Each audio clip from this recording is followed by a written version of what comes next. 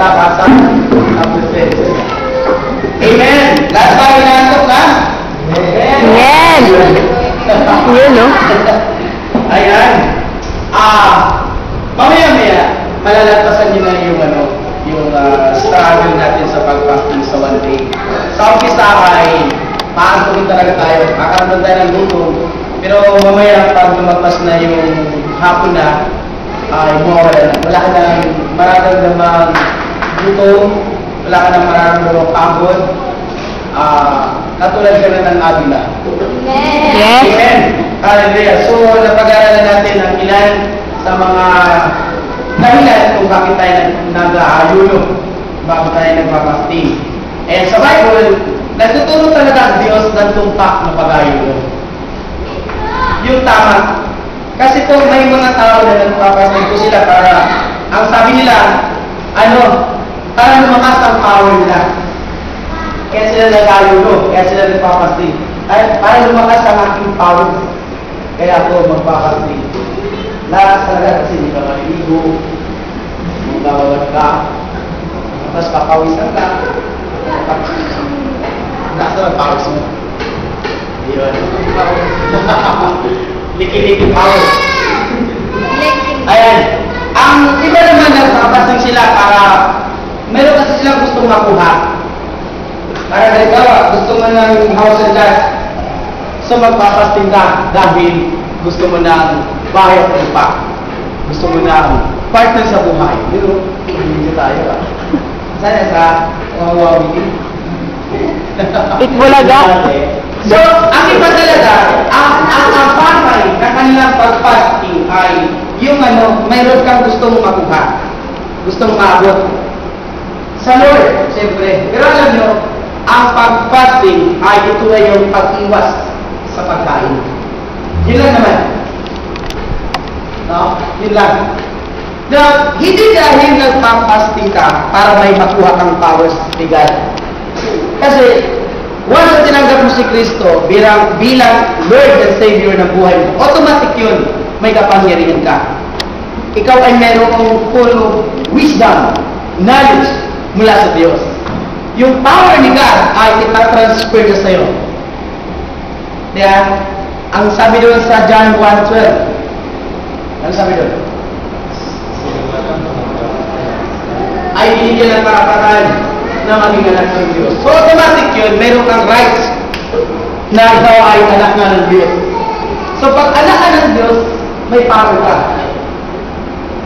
Diba sa pamilya? Kapag miyembro ka ng family mo, may power ka sa tahanan na yan. Hindi yung power na nilalabas dito na ikulat. At sabi mo, ikaw, kikidlatak ka. Hindi yun. Dahil, ang power na ito ay yung kapangyarihan umiwas. Kapangyarihan umiwas doon sa mga hilig ng iyong katawan. Hilig ng laman. Hilig ng panlasa. Hilig ng pangangailangan ng iyong sarili. So dito po, tinapatay ng fasting na to. Susunugin niya unang-una ang taba mo. Yung mantika mo. Aray! Susunugin niya. Mamaya-maya, mayroon kang mararamdaman sa sarili mo. Ayaw mo nang lumapit sa katabi mo dahil magre-react. Ilalabas niya yung amoy sa katawan. Sa hininga.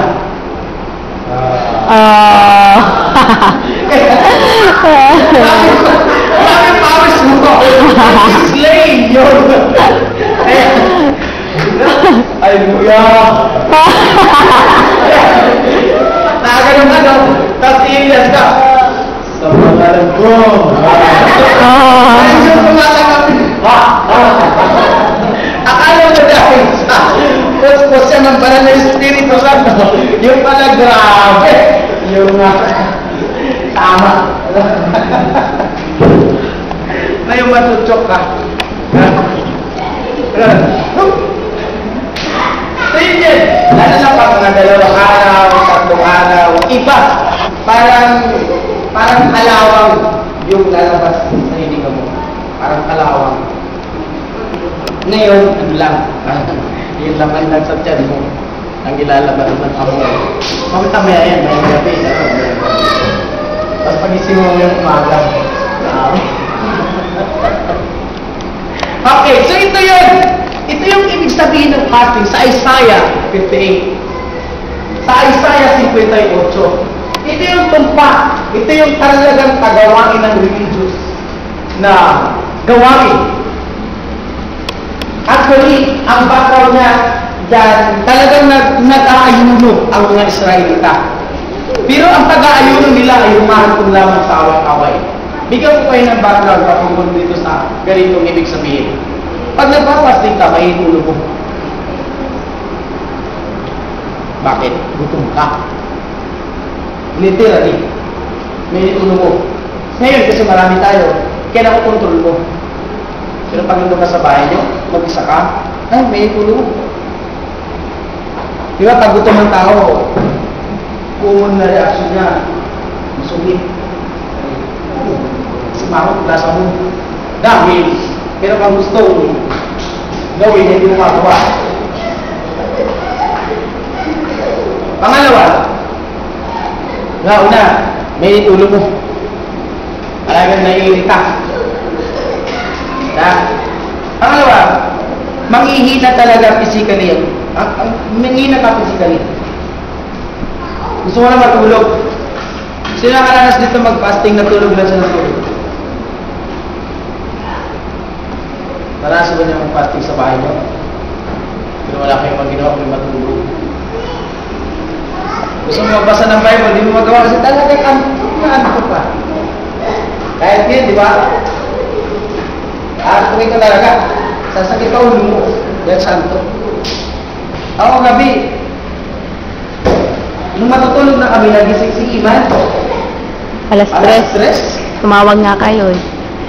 Hindi si Iman, napindot na, di ba kasi touchscreen yung ano, nakarinig na kasi yung number lang ni Pep, ang natatawagan ko sa gabi niyon. Kaya pag pindot niya, talagang diretso doon sa number ni Pep. Nagdating yung cellphone ni Pep. Yan, pag-send yun, God. Alas 3 pa lang. Tapos ni Iman, si Iman yun. Hanggang umaga na. So, naitip lang kami ng kunti. Masakit sa ulo hanggang ngayon. Pero, yun nga, nung ang fasting ay nakakapanghina siya ng katawan. Nakakapanghina. Nakaka-discourage ang fasting. Si Jen, napilitan lang yan. Jen, no? Gusto-gusto talaga niya sumama eh. Yeah. Pero, ang tawag dyan ay forced fasting. Pero sahang fasting. No choice ka. Gusto sumama. Parang, yun din sa buhay natin. Now, ang Isaiah 58 ay nagtuturo. Actually, nagkaroon muna ng argumento dito. Ang mga tao at yung writer nitong Isaiah. Sinabi ni Yahweh, ikaw ay sumigaw ng ubod sa lahat at ang sala ng bayan ko sa kanila ay ihayag. Sinasamba ko, kunwari, hinahanap, sinusundan-sundan, para nagituwang ang kalooban ko ay kanilang malaman. Ang ibig palabasin na gawa nila ay magwid at di lumilihis sa mga tuntuning aking binigay. Waray natutuwang sa aking sumamba at ang hinihingi hatol na matuwid. Ang tanong ng mga tao, bakit ang pagayong natin timbal sa Yahweh? Verse 3. Ang tanong ng mga tao, bakit ang pagayong natin timbal sa Yahweh? Nagugutom lang tayo, ngunit walang kabuluhan. Ito yun. Ang sagot ni Yahweh, para sariling kapakanan pa rin ang pangunang layunin sa pag-ayuno. Ito yung sinasabi ko sa inyo kanina. Nagpapasting ka dahil may gusto kang makuha. Nagpapasting ka kasi gusto mong madagdagan ang kapangyarihan mo. Gusto kong linawin sa inyo yan. ang fasting ay hindi para may makuha ka sa Diyos. Kundi nagpapasting ka dahil may nakuha ka na sa Diyos. Nag-aayuno ka di para lumakas. Kundi nag-aayuno ka kasi malakas ka. Kaya mo.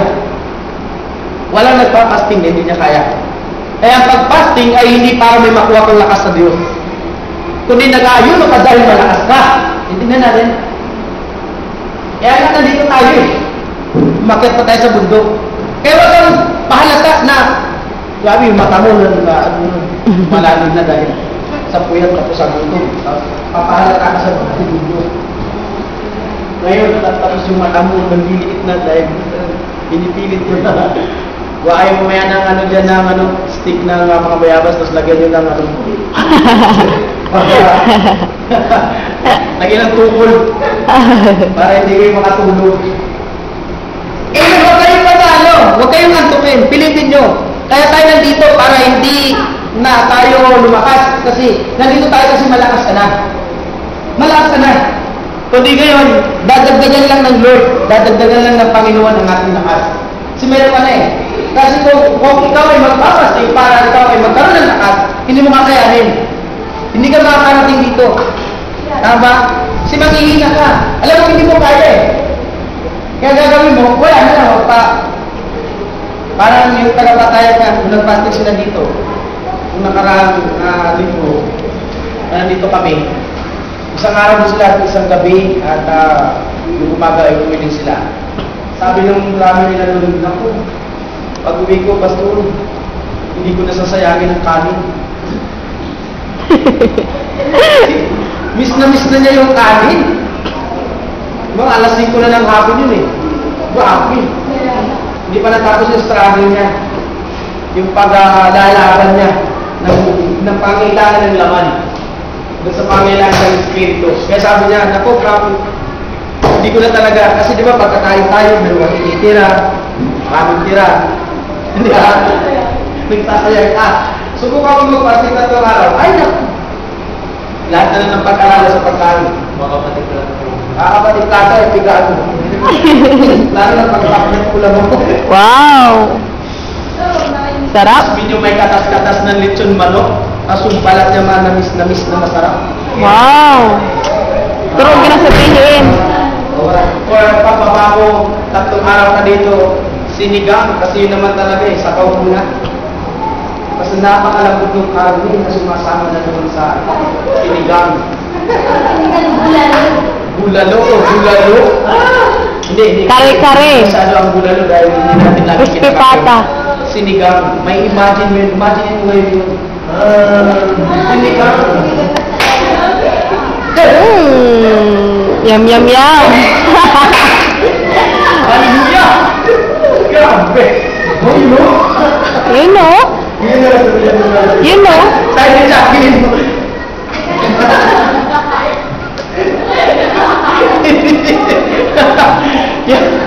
Yung video mo yung mga reaction ng kanilang bibig. Yun di ba? Nasasabaw mo sa kanin na tapos pagkakain mo noon, katapos kumain, tapos may malamig na dapat ang yelo. Hindi, tubig lang. So, inaantok lang. Ang sabi niya, alam mo ano sabi niya tungkol doon? Ang sarili lang kasi pag-fasting doon. Nagugutom lang kayo. Nagpapagutom lang. Be honest. Sino nakaranas sa inyo mag-fasting na? Actually, naranasan na mga ito eh. Pero yung sa... Ang dalawang oras, kasi mag-break na. Ang stress na. Hindi na tuloy nakapag-closing prayer. Dahil yung inaalala yung pag-break yung pagkain. Alas 12 na to! Alas 3 na! Ginabas na yung hindi oras para matapos yung pag-fasting. Sino nakaranas sa inyo yan na ganyan na pagkain yung nasa isip mo habang nagpapasting? Ito yung una. Nag-first time. Saan tayo? Ito yung sa... Yung meron po tayong... Ano? Hindi... Hindi, yung tayong tatlo lang ni Feb, di ba? Tapos nagpunta pa tayo ng record dun sa studio. Tapos meron pa pong toasted bread. Manam. Tapos, So, ito yun. Sabi niya, ang pag-ayunin ninyo ay umahatid lamang sa mga pansariling pangkailangan. Hindi ka naman talaga nagpapasting nun. Nag-hunger strike ka lang. yun pala yun. Alam mo yung nandun sa ano? Sa EDSA. Diba? Ito lang yun, nagpapagutom lang. Parang ganun lang nangyayari sa'yo. Kaya imbis na may mangyari maganda, wala. Tama? Parang napapagutom ka lang. Kaya ngayon, kung ako lang nila sa inyo dito ay napilitan lang talaga. Yun yung gutom na. Yung salamat na yun, dahil papapasa tayo mamaya, bukas, na alam na natin, na kahit na alam tayo, at least nandito tayo. Tama ba? Kaya sabi na dito sa verse 3, ang tanong ng mga tao, bakit ang pag-ayun na natitipan si Yahweh? Actually, sabi ko sa verse 1, ito yung mga nagpapasting na to, lalayin mo na to, sigaw sila na sigaw na napakalakas sa inyo na!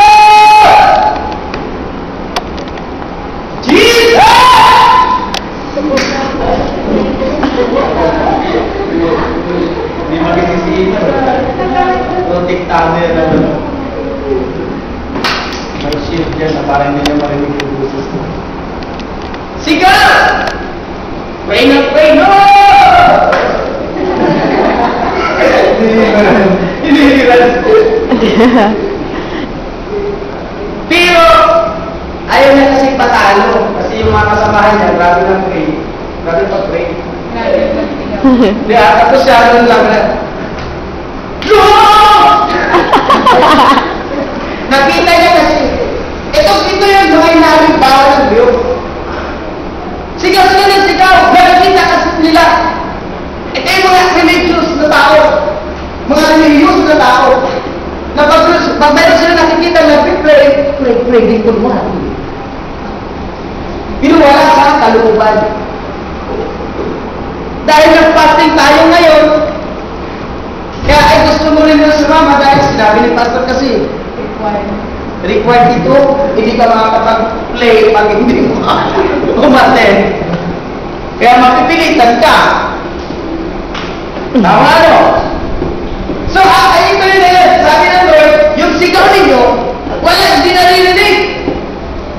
Ang sabi mga dito, ano yan ang maganda, sabi niya, sinasamba ko, kunwan, pinahana, sinusundan-sundan, parang natutuwang ang kalooban mo'y kanilang malaman. Ang ganda na sinasabi ng Diyos tungkol sa ginagawa ng tao na pag-aayuno. Marami na nag-aayuno, pakitang tao lang. Pero hindi naman gano'n. Hindi naman lahat. May mga totoo talaga. Yung nakakaalam ng fasting. Yung nakakaunawa, naiintindihan kung bakit sila nagbuto, kung bakit nila ginagawa ito. Diba? Una-una, ito ay disiplina. Pag-disiplina, alam nyo, ito nagpastig kayo isang araw, darating kain nyo. Ako, payat ako noon, nung mag-fasting ako, tumaba. Lumaki yung parang lalagyan ng pagkain. Totoo yan.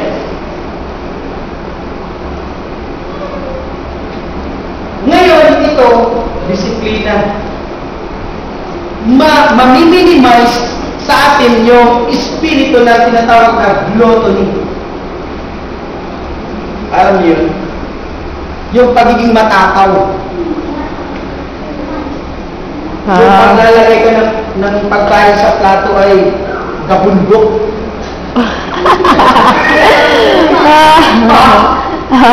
Gabundok! Ilan kayo dyan? Tatlo kami! Sino? Body, soul, and spirit. Yung mga ganon. Kaya parang, di ba, so ito, ang madidisiplina ka. Bakit ka madidisiplina sa palagay niyo? Sige nga, bakit? Bakit sabi niya ang fasting ay disiplina? Bakit ka kaya madidisiplina? Kaya nga po nang sabi nito, ang lahat ng tao ay huwag kang mag-video kasi nakakaipon. Kaya po nang sabi niya, lahat ng tao ay nangangailangan po ng pagkain. So, kailangan po natin madisiplina kasi po pag sa reality, di ba, kahit kakatapos lang kumain, kumakain na naman. Babalat ng mangga, sasoso sa bagong na may sili, tas Yum, yum, yum. Ganun no? Wala tayo may mga pangailangan. Ha? Ano yun? Ulitin mo nga. Ano yung ikaw, pagkatapos ko na yung kumain, pagkakain kayo, parang tigil, yung buha ko ba, at least kapag nagkakita, kaya mo lang yung sarili mo kung paano mag-drive yung sarili mo kung gaano maraming pagkain, You know? Bakit? Bakit? siguro pag Bakit disiplina, no? Bakit? Ako po kasi pagkatapos kong kumain, bibili pa ako sa labas para ng pagkain kasi parang ako lang ang papupan. Tawag doon, dessert. Dessert. Soft drink. Dito kasi madidisiplina ka na yung parang Okay. So yun no, parang gusto mo pa talaga. Pero kung ito, madidisiplina ka. Ano ba? Son, bakit nga? Bakit disiplina? Sabi niya, it is not sa meaning ng fasting ay discipline. So, bakit? Pasal ulit tayo. Live yan. Live. Napapanood tayo sa unknown. Channel. Fasting, disiplina kasi darating yung sa fasting natin, syempre training yun kasi darating yung time na mawawalan ka ng pagkain, mawawalan ka ng yung mga gusto mo na binibili mo. Training yun yung fasting kasi kapag yun nga, pag wala kang pagkain, okay lang kasi na-try mo na yun, nasubukan mo na, di ba? Yun. Yun. Yun eh. Yun eh. May punto no, kasi kung wala ka, kaya mo lang magpigil. Yeah? Kaya mo magpigil. Bakit nga ba? Paano? Dito, pagdidisiplina sa sarili sa pagkain. Sabi nga po dito, hindi lang sa pagkain na bibili. Sa bawat tao. sa bawat namumutawi. Bawat salita Sa lang bawat naman. salita ng manunan. Yun, no? Yun o. O, bakit nga, Jane? Jane. Ano yung sinabi nila? Training po para madisiplina. Para pag hindi ka na, kunwari pag naghihirap ka tapos wala ka ng pagkain, naranasan mo na Handa ka. Oo, pwede no? Pag sakaling mawalan ka talaga, wala ka ng pambili, kaya mo magpigil. Pwede yun. Di ba? Tipid ka doon. No? Lagi ka of course. Bakit nga ba? Siya. Pero po yung talaga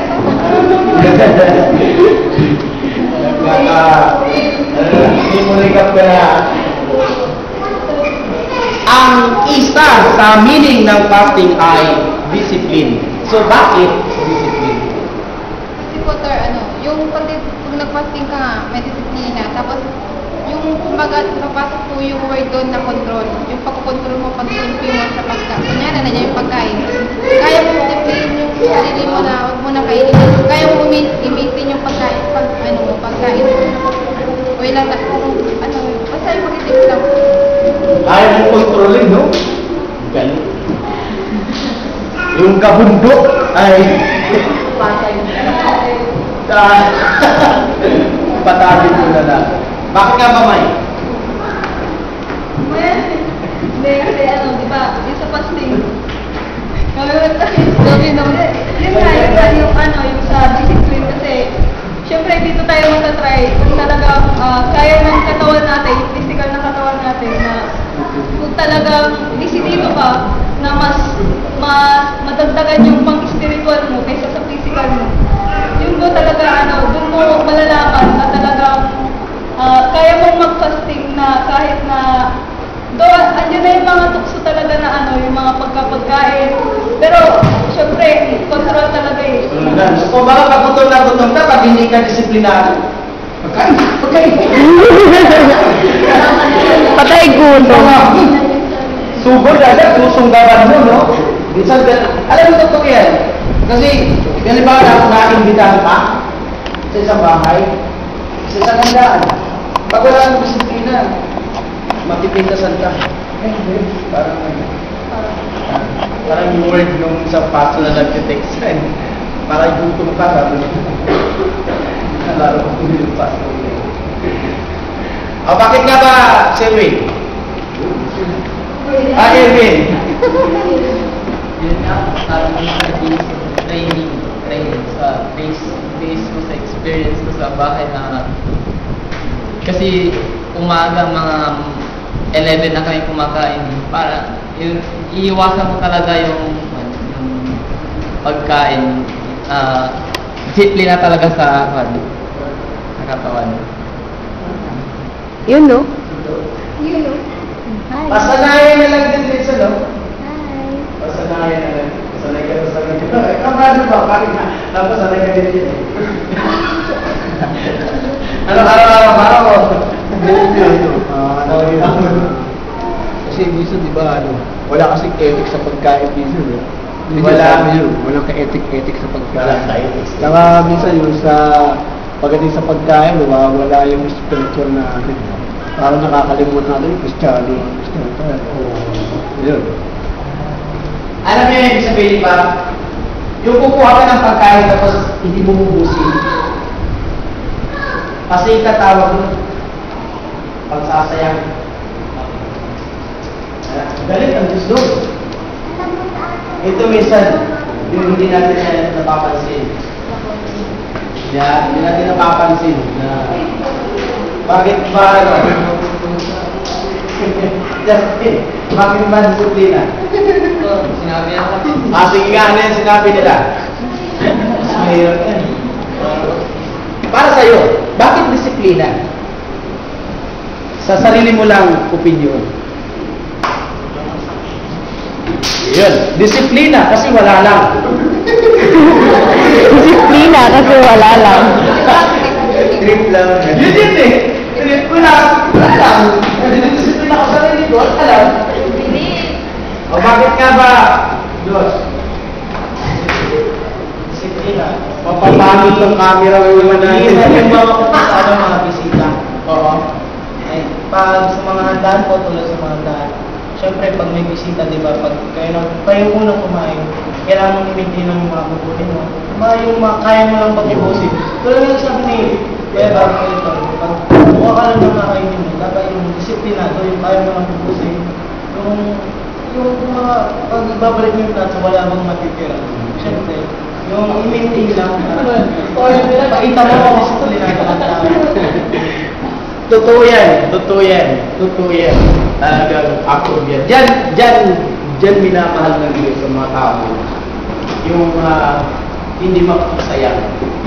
No? Darating ang araw. Kaya nga, alam niyo kung bakit nasabi ng bata yung people dito na Pastor, pag uwi ko, hindi ko nasasayangin ng pagkain.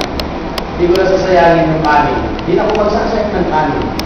Kasi nga, tayo, pag kumakain tayo, Daming nasasayang. wala, pag-ilo ka lang sa kulit.